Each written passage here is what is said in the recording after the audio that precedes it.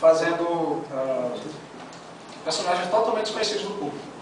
Pelo que eu vi, como eles chamam lá de small press, são aventuras que são lançadas em cidades pequenas, não chegam ao grande circuito. Eu passei muito tempo trabalhando, acho que uns 2 anos trabalhando nessas independentes, até eu ter contato com uma agência chamada Space Gold, que é uma agência americana, que eu acabei fazendo um teste, foi um teste que eu fiz antes de ir para o FIC, de 2011. E quando eu voltei do FIC, eu tinha sido aprovado no teste e comecei nessa série. Chamada Black Acre. Black Acre. Agora deixa eu fazer uma pergunta, uma coisa que eu ia perguntar para o Jéssica, mas aproveitando que você está na sua vez. Por exemplo, você faz trabalho aqui em Natal, você não foi para os Estados Unidos fazer o trabalho, não é isso? Não. Beleza. Mas o trabalho é publicado lá.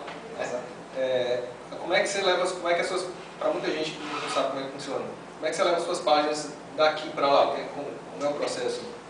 Eu recebo o roteiro, trabalho no layout, perco uma semana no layout, de mandar, esperar a resposta e tal. E depois que eles aprovam, eu começo as páginas e envio tudo por e-mail. Tudo por e-mail, nada fisicamente? Nada fisicamente. Recebo o roteiro totalmente no original em inglês, porque eu trabalhei bastante tempo em hotelaria e tinha certa facilidade.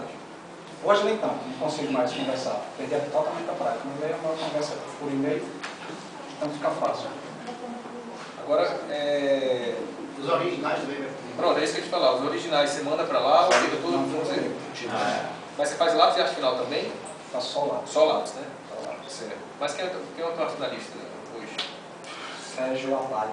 Mas não é daqui do Brasil, não? Também sei. Eu já perguntei, mas não É da Terra, né? Planeta Terra, né? tá. Já perguntei de onde era, mas não me responderam. Eu quero